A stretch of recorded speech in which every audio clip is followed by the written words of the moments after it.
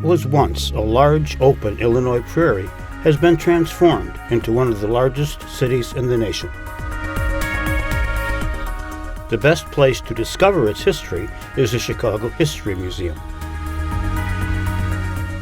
The city, built around a river flowing into Lake Michigan, began as Fort Dearborn in 1803. Chicago was incorporated as a city in 1837. Chicago was first to introduce the skyscraper, the vacuum cleaner, the dishwasher, McDonald's, and the yellow pencil.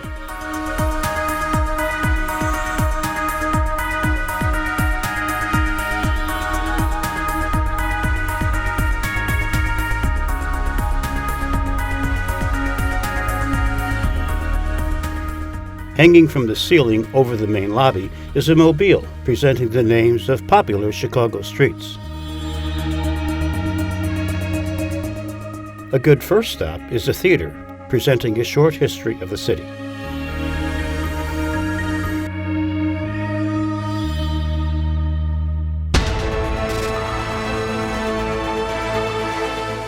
Chicago played its role in securing freedoms and rights for Americans.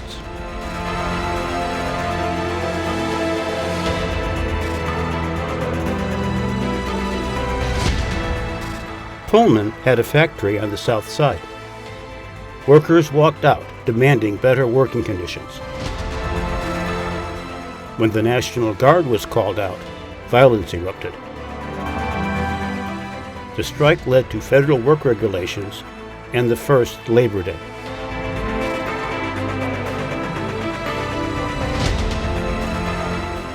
The Pullman porters threatened to strike for the right to join the AFL union and secure better wages. The dispute was resolved, and the black workers joined the previously all-white union.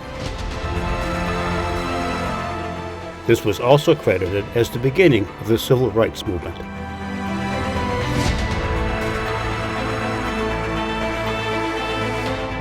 The Diorama Hall contains several miniature scenes of Chicago's past.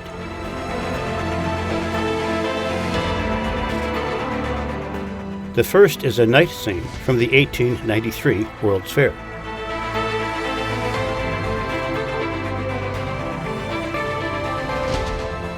This is a representation of the early days of the city.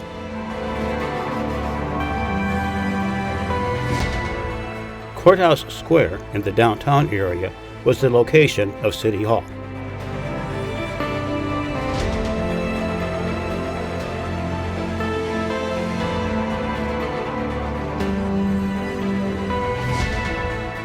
The river docks and Rush Street Bridge were the center of commerce.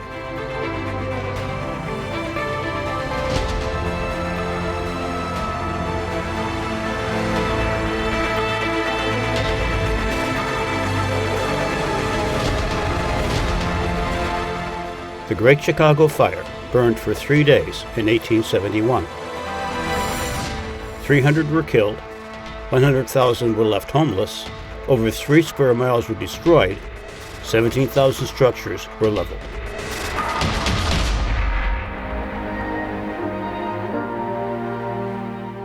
The museum also has a number of temporary exhibits. This features art in support of protest.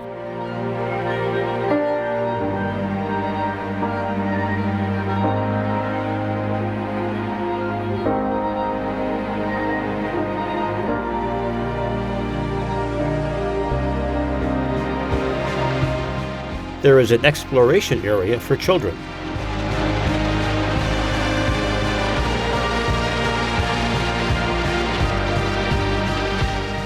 Not only can they build their own hot dog, they can also learn the proper ingredients for the Chicago style. For adults, there is the Research Center. It is available to anyone seeking a deeper understanding of Chicago. It includes books, archives, architectural drawings, microfilm, manuscripts, and photographs.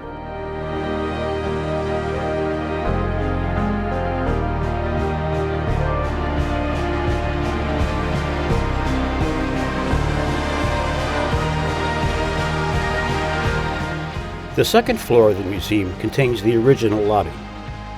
When it first opened, the main entrance faced east. It opened into the main hall. It has been restored and is now used for various events.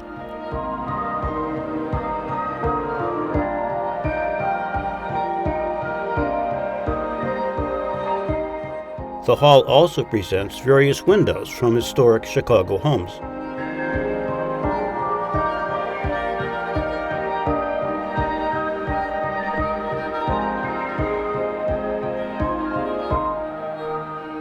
This is a Frank Lloyd Wright design.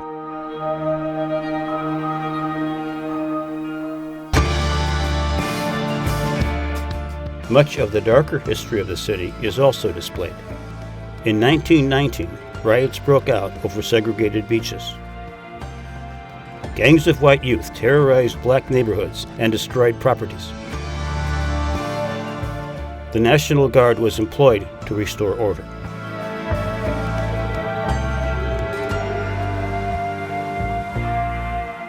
In 1915, a pleasure cruise ship capsized in the Chicago River.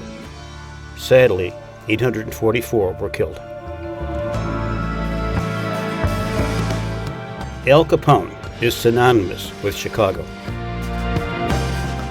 Gangland killings were common during Prohibition, and the St. Valentine's Day Massacre left a lasting cultural impact with books and films.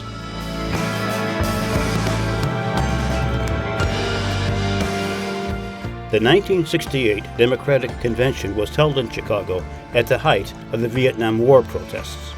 Protesters occupied Grant Park directly across from the hotels occupied by the delegates. When the protests reached the hotels, the mayor decided to put an end to it and ordered the police to forcibly clear the park. A federal commission later determined that the clearing of the park was a police riot. The event changed the face of political protests.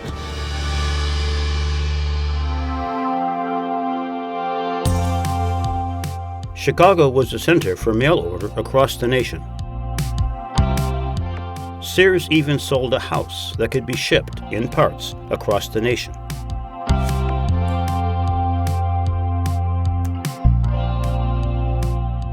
Chicago architect Louis Sullivan coined the term form follows function. This exhibit presents many examples of this principle.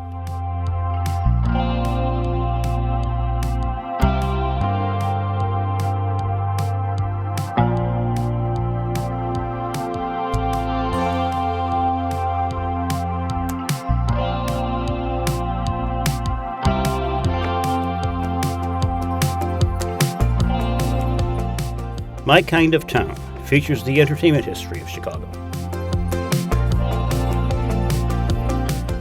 Urban blues evolved from classic blues, following the migration of blacks from the South to the northern cities.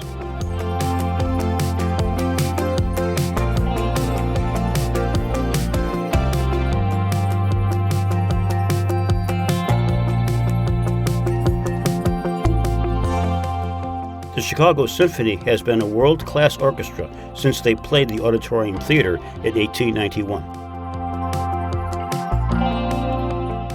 Chicago has hosted 2 World's Fairs. The first was the World's Columbia Exposition in 1893.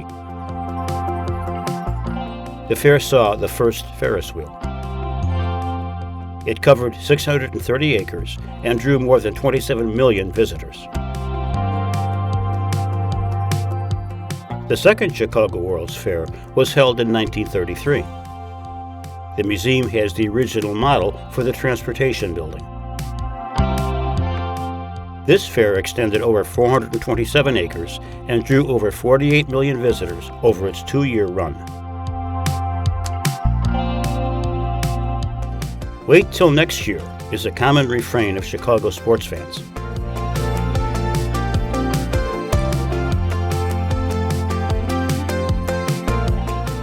Significant memorabilia is on display from the Chicago Bears, Chicago Cubs, Chicago White Sox, Chicago Blackhawks, and the Chicago Bulls.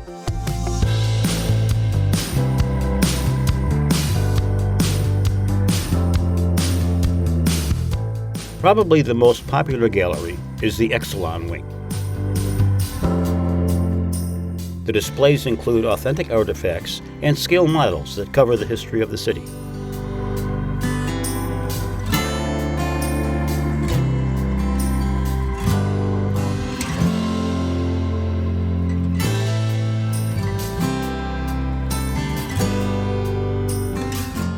Fort Dearborn was erected to protect the new settlement that was to become Chicago.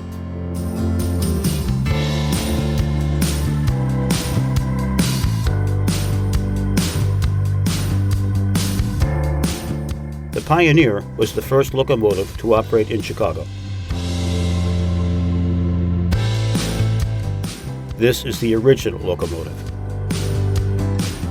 It has been restored so visitors can more fully appreciate the mechanisms used in the early days of railroading.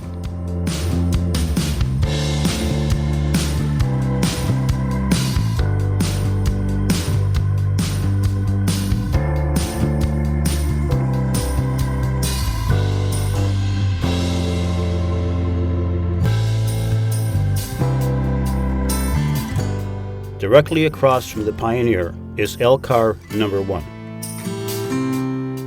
L stands for elevated. This is the first car to run on the South Side Rapid Transit line.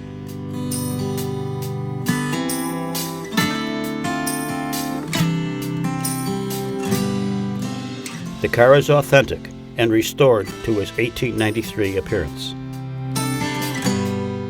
This includes mahogany wood, rattan seats, and etched glass windows.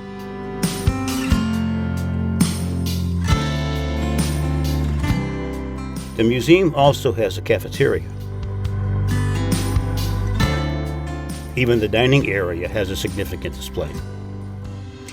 The entry arch from the Union Stockyards.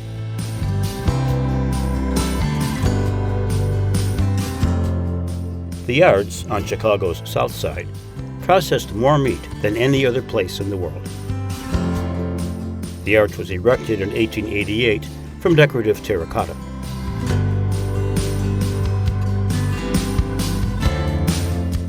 The Chicago History Museum traces the growth of Chicago from an Illinois prairie to a great city.